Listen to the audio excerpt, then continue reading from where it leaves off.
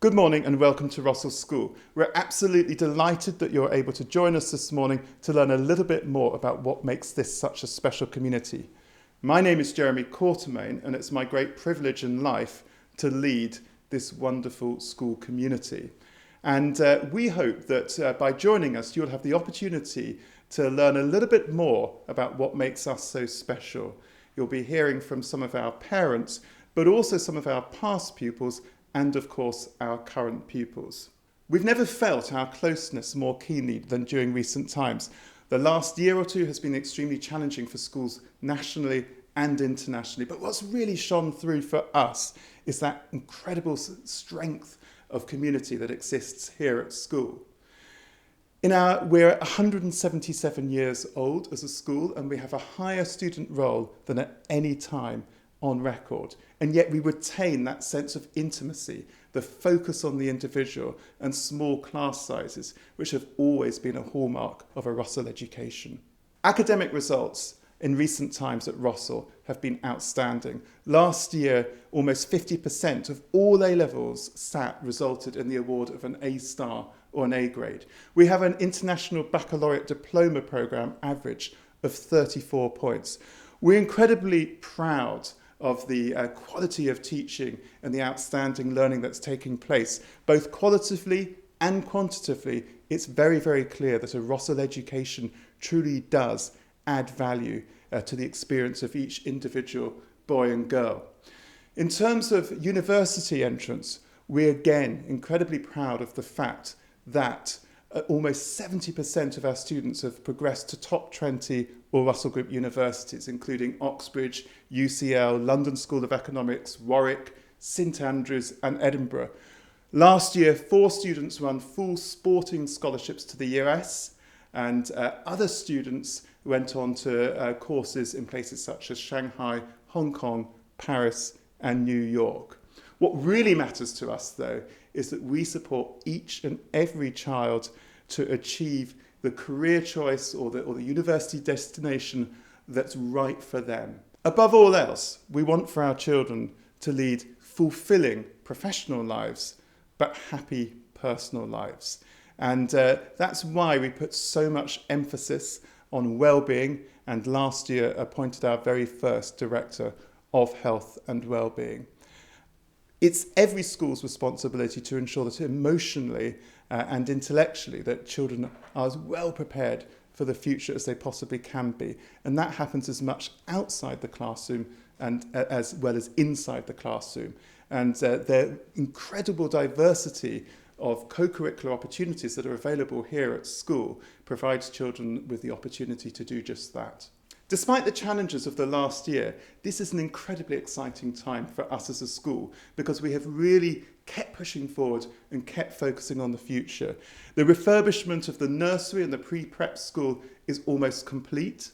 We're about to launch our girls' elite football programme, which is headed up by Millie Bright, the England and Chelsea footballer.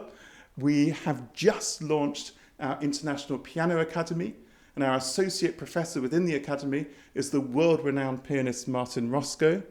We're on the cusp of becoming an all-Steinway school, and later this year we'll also be launching our elite maths programme as well. So we keep pushing forward and focusing on the future, and that's what makes this such a dynamic and exciting community of which to be a member. These sorts of events can tell you so much about a school, but in reality, we're very much looking forward to having the opportunity to welcome you here in person so that you can experience for yourself what makes this such a truly special place.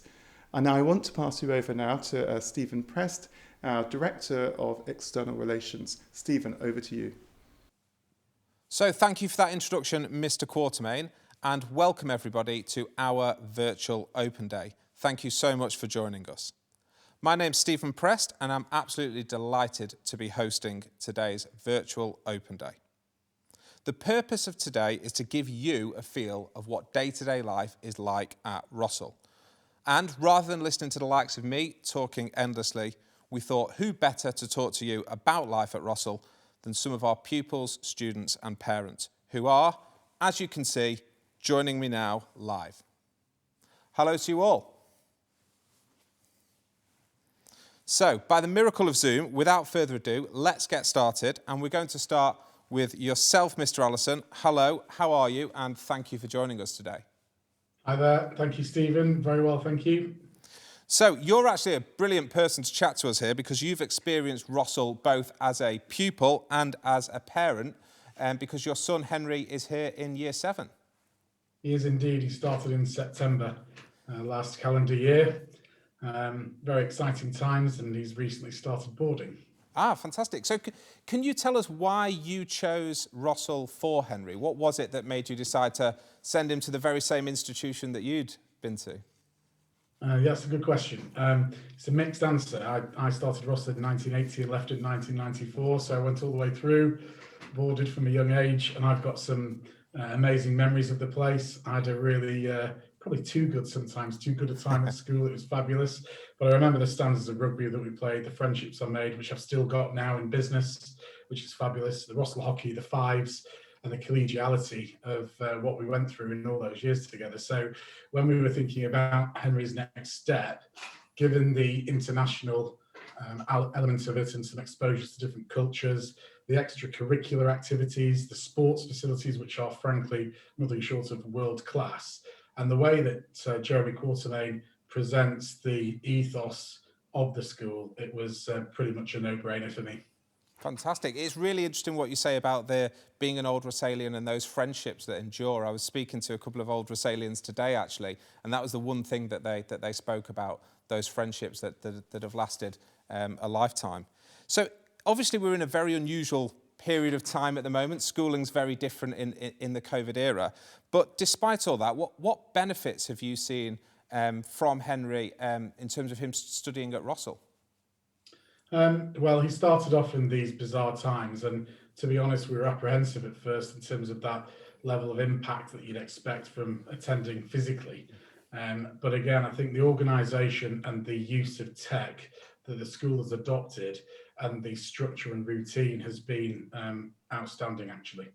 And when I draw comparisons with others, it's head and shoulders above in terms of level of quality, the length and breadth of what they're doing. And actually, his engagement has been consistent and very strong, which is very hard to do in remote learning situations. So we are really impressed with what we've seen.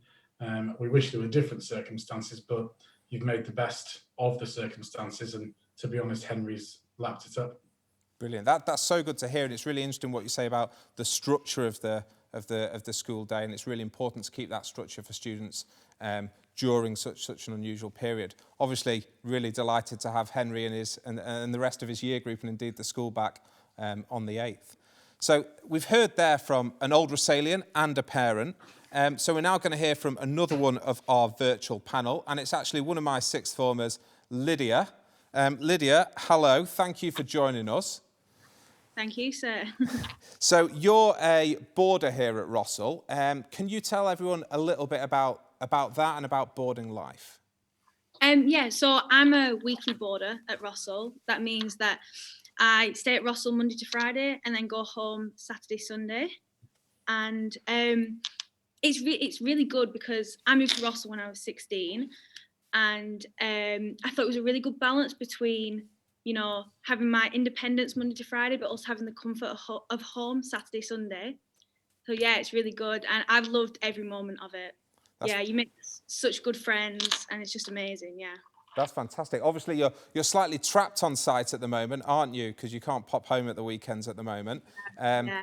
And that sets you up quite well, I suppose, for what you're going to be doing next year. So can you just give us an outline of what your plans are for next year stateside? Yeah, of course. So in August, I'll be moving to America, and I'm going to Indiana University on a golf scholarship. So yeah, I'll be moving over there, and I'm really excited. But yeah, pretty much that's what's happening.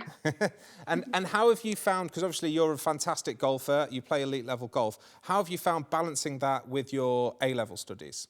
How's that worked? Oh, Rossall have helped me so much with that. So I've been able to have my study periods during the day, where half of them I've been able to study in the sixth form centre and half of them I've been able to practice my golf.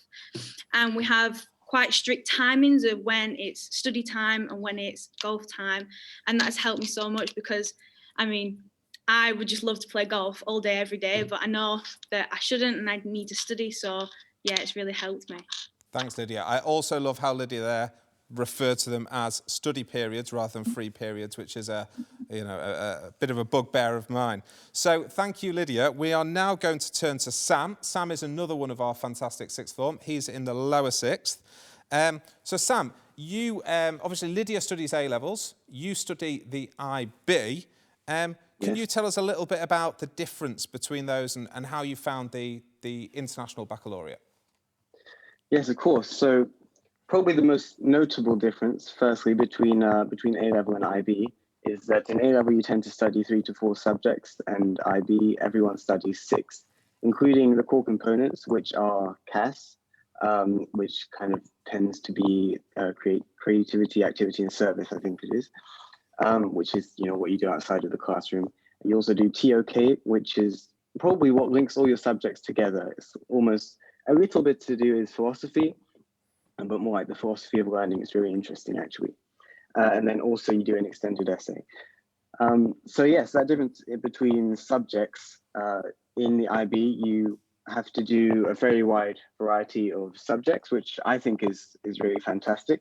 So you have to do maths, English, foreign language, science, humanity, and then a 6th subject of your choice, which for me is music. I think that's really good. Obviously, for A-level, it tends to be much more focused, but I really enjoyed the IB, yeah. And why did you, obviously you're a fantastic all-round student, Sam.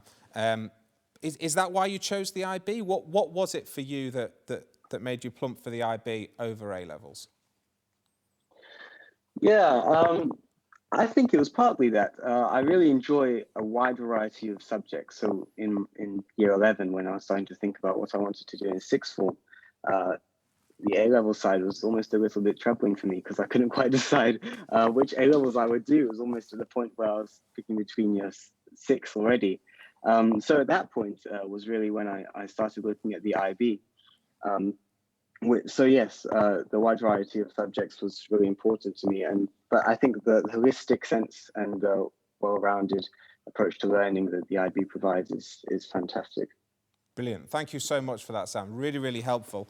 And I think what we're delighted about the fact that we offer here at Rossall with the A-levels, the IB, and actually also now BTECs, and I'm going to speak to one of our students who takes BTEC at the moment, is the fact that you've got that option. And if you really, really know what you want to do, sometimes A-level is absolutely the path that you should be going down. If you're not quite sure, or you've got those broader range of interests like Sam, then something like the IB is absolutely fantastic. So if we turn now to actually another one of our sixth formers, David. As I said, David takes A-levels and BTEC. But we're not going to talk to you so much about academics, David, but about life as a boarder. And also life on the elite football programme. So can you tell us a little bit about that, a little bit about why you chose Rossall and how you found your time here?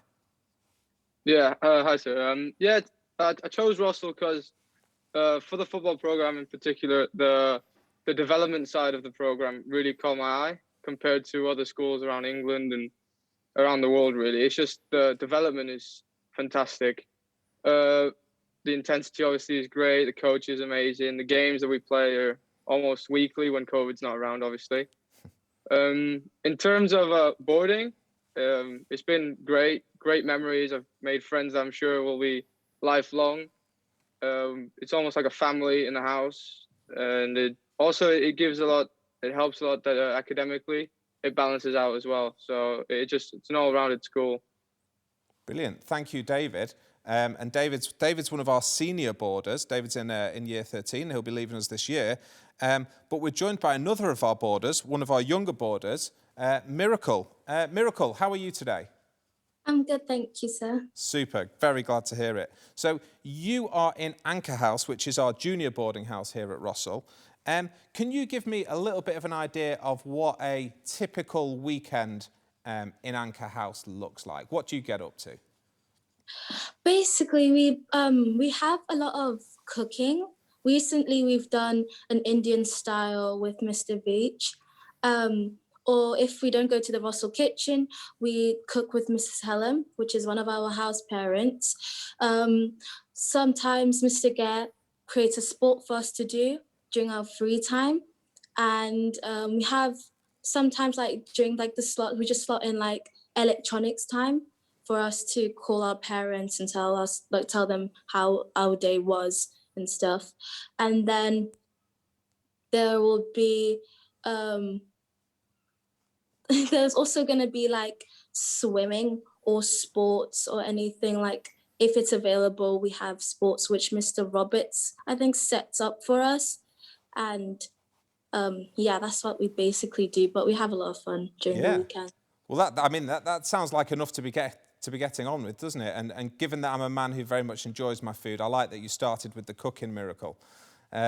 So if that's not enough to keep you busy, we've also got, haven't we, the Rossall Farm. Can you just explain to us, for people who don't know, what the Rossall Farm is? The Rossall Farm is basically where the goats, the rabbits and guinea pigs are. Basically, we have the rabbits, which is Phoenix, Bubbles, Binky, and Whisper. And we love playing with them because I feel like it's a great time to keep us busy, because like it's so fun cuddling the animals and they're so playful. And then we have the guinea pigs, which is Pablo, Chestnut, Owl, and Gizmo, which are also really fun to play with.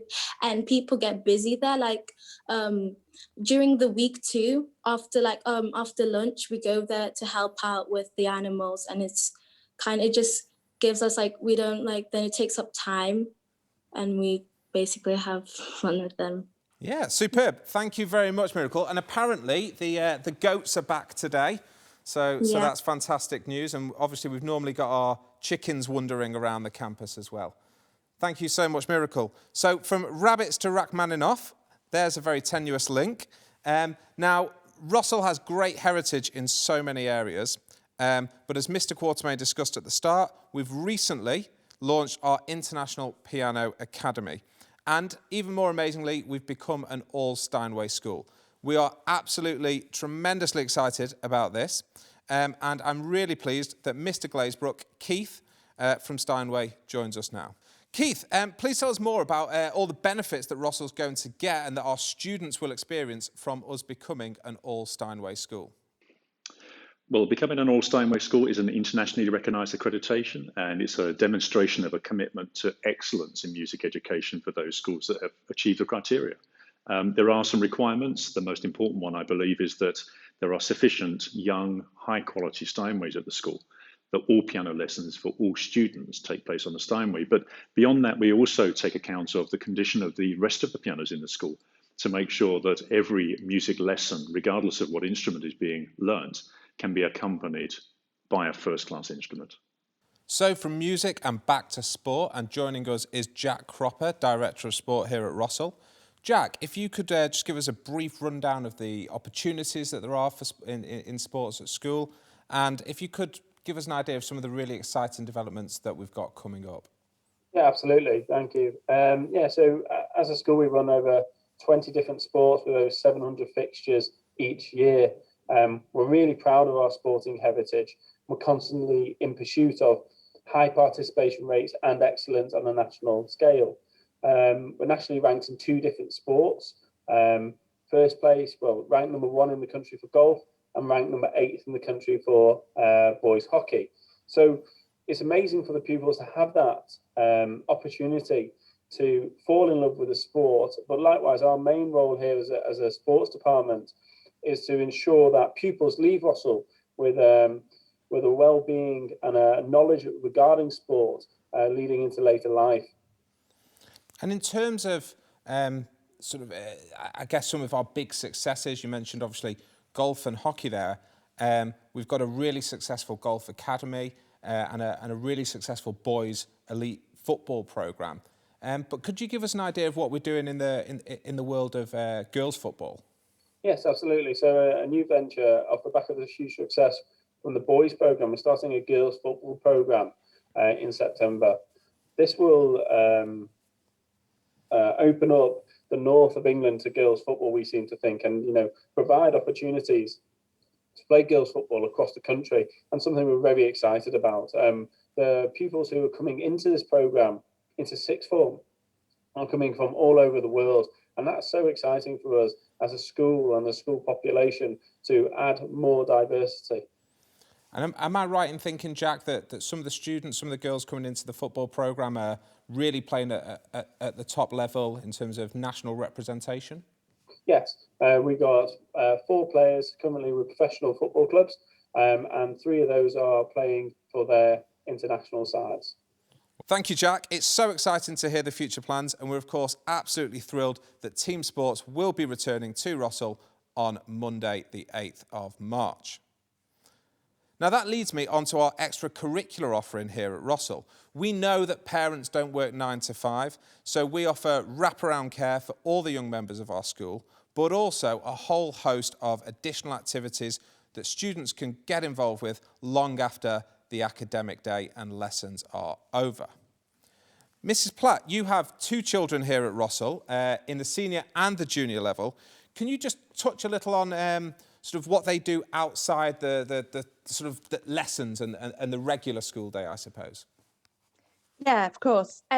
So both children have a wide variety of activities offered to them. And my son, who is actually lower 6, is not really that keen on sport, but there's plenty for him to be involved in. He enjoys being heavily involved in the school choir, and has travelled abroad with the choir on numerous occasions. He also likes engaging with the drama department, and has been involved in school productions and really enjoys that side of things. My daughter likes those things too and is involved in those in the junior school. However, she loves sport, so any opportunity to do hockey, netball, football, go on tournaments, she's there. She does that as well. So there's always something for them to be doing and getting involved in outside of lesson time. Absolutely. Thank you very much, Mrs. Platt. I always say we're an incredibly busy school, and our philosophy is very much if students are busy, then they're normally very, very successful. So I'm also joined today by Connie. Connie is in year 11. Fantastic student, gets involved in a huge amount outside of lessons. Connie, can you just give us a bit of an idea of what activities you get involved in and what that's meant for you in terms of your time here at Rossall? Absolutely. So I'm part of the chapel choir. I've been singing in it for 5 years. It's probably what takes up most of my time in terms of extracurriculars. So each weekend we have evensong on a Sunday, and I've also been able to travel, like Mrs. Platt said, to Rome, Malta, and we were the resident choir in Westminster Abbey in 2019. It's given me a lot of confidence in my performing, being able to be part of the music department, and it's really helped with my GCSE music. So we have an hour kind of every day after school to go and do extracurricular activities. So in that time, I've done chess club, a bit of debating, jazz band, chamber choir, also senior chorus, which has also made me feel part of the school community, and it's allowed me to meet people around the school. Brilliant, thank you, Connie. And I know, having taught Connie in year 10, that she's a very formidable debater. Brilliant, thank you for joining us, Connie. So thank you very much both to Mrs. Platt and to Connie for that overview of, I suppose, co-curricular life at the school. We're now going to switch over in our focus and have a think about pastoral care. Obviously, and especially at the moment, that's something that parents are very concerned about. They want to know that the school they send their children to are going to provide a high level of pastoral care. And I'm joined today by Ms. Rooney. What's your experience of the pastoral care on offer at Rossall been like? It's been amazing. It's been an incredibly challenging year for parents and for children. We've done 5 months of homeschooling last year and another 2.5 months this year. So it really has taken its toll, despite our best efforts and the efforts of the school, on our children, being isolated and, obviously studying from home. So the fact that Rossall has brought in a director of wellbeing and has been astonishing. The timing was formidable, really, to bring it in the last 12 months, given what we've gone through, not realizing obviously a pandemic was on the way. So the director of wellbeing has been extraordinary. Just basically not just bringing in classes, etc., for the children, but just that being open door policy of being able to go and see her. Certainly as a parent, it's really comforted me at quite a challenging time for teenagers, particularly who should really be socializing together and who are currently unable to. And the other kind of aspect is the kind of learning support. We've had some experience of learning support. And it's been phenomenal. It starts from early ages in preschool, and certainly for us it's been amazing. And the conversations have been free flowing. Parents completely involved in all aspects of their child's education, and constant conversations about how they're getting on, and when support is needed, support is given. So very clear comms all the way through, from the teachers, from learning development, and also the children are involved in their own learning development plans as well. So it's not kind of foisted upon them, they are part of the process, because obviously every child learns differently, and Rossall definitely recognises that, and really has done some great work around learning support, particularly from my family.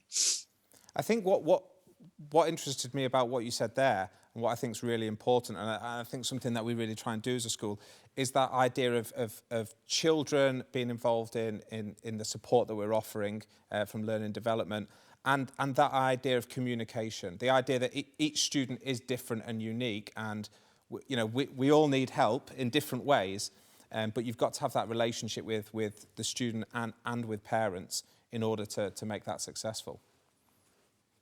Yes, definitely. I think that the whole thing is a conversation, and it starts early, and it starts when they're small, and it continues all the way up. It's not a one-stop conversation. It's a continuous flow of information, and that certainly is really appreciated. And so it's been an absolute godsend. So, thank you so much, Rossall. Well, you're very welcome, although I can't take any of the credit in this particular situation. Thank you so much. And we are now going to move over and talk to one of our Old Rossallians. So your children come here. Hopefully they have an absolutely fantastic time. They get their university offers. The vast majority of our students go on to university. And then what happens? Well, today we're joined by Georgina, who is an Old Rossallian. Georgina, can you tell us a little bit about your experiences at Rossall and what you're doing now? Yeah, so my experiences at Rossall, so I started when I was 10 years old in 2007 as a boarder, because my dad was in the army. So I started off in Anchor, which was so much fun. And when I first started, Anchor went up to year 9, not year 8 as it does now, I think. So yes, that was so much fun, and went all throughout school being a boarder. And yeah, left in 2015, and I was head girl as well in upper 6th, which was a lot of fun. Got to go to some OR networking events whilst I was in 6th form as well, with the head boy, who's still one of my closest friends. So yes, that was a little bit of my experience at Rossall. And I was always involved in sport as well. I always played hockey, and I still do. Like, even on the weekends, not the minute with COVID, but I've taken that extracurricular aspect of Rossall throughout my whole life. So at university, played hockey, and even now play with the local club as well. Brilliant. So in terms of you stayed until the 6th form, and like you said, through to the upper 6th. What did you go on and do after Rossall? What came next? So I went to do politics with international relations at the University of York, and that was so much fun. I didn't 100% know what I wanted to do as my final career at that point. So I wanted to do something I enjoyed doing, and that degree itself, you could tailor it as you were doing it to what you really enjoyed with modules you took. So that was a big factor for me. And so yes, I decided to do that, and again played hockey all the time, and that was a big social aspect of university as well. And then when I finished that, I decided to get some experience and thought of law as a potential option. So I just worked for a year in a law firm, being a paralegal, which was assisting solicitors with matters. And that really helped me decide that law is going to be the career I want to go into. So having done that year of working, I then decided to apply for a conversion, which is known as a GDL. And I did that at BPP University in Manchester. And yeah, that was only a year long, did that. Did my exams at home because of COVID, so that wasn't expected. But everything was fine, passed everything. And then I applied, because I moved up to the Lake District, I applied to be a trainee solicitor at a local firm. They have quite a few branches, but yes, I'm now doing my training contract at Progression Solicitors. And yeah, I really, really enjoy it. That's absolutely fantastic. And I know that everybody at the school's incredibly proud of what you've gone on to do and all your achievements. And I know that I'll definitely be trying to get you back to school once we can have people on site to talk to some of our budding young solicitors and lawyers at school. So thank you so much for that, Georgina. No problem. I look forward to having an OR weekend again, so we can play hockey against the current first team. Yes, actually, I think we've, as I said, I was talking to a couple of ORs earlier. I was talking to the secretary of the Old Rossallian club, and we're looking at getting a date in September. So hopefully we'll see you back on site then. Yeah, definitely. Thank you. So we hope that the conversations we've had today with our students, parents and Old Rossallians has given you a real taste of what life is like at Rossall. We know that the best ambassadors for our school are our students and Old Rossallians, and that you get a much clearer idea of what life is like here from talking to them rather than from listening to the likes of me. However, if you do want any more information about the school, and if you want to talk to anybody about what Rossall could offer you or your children, then please do get in contact, and we'd be more than happy to speak to you and hopefully soon to show you around our wonderful campus. Thank you so much to everybody who took part today. We really appreciate you giving up your time. Thank you to you all for watching. We hope you stay safe and that you keep well, and that we'll be meeting you soon. And to close, given that we've just launched our International Piano Academy, we thought we'd ask one of our fantastic pianists, Emily Yang, a diploma-level pianist, to play a piece for us. And so here she is.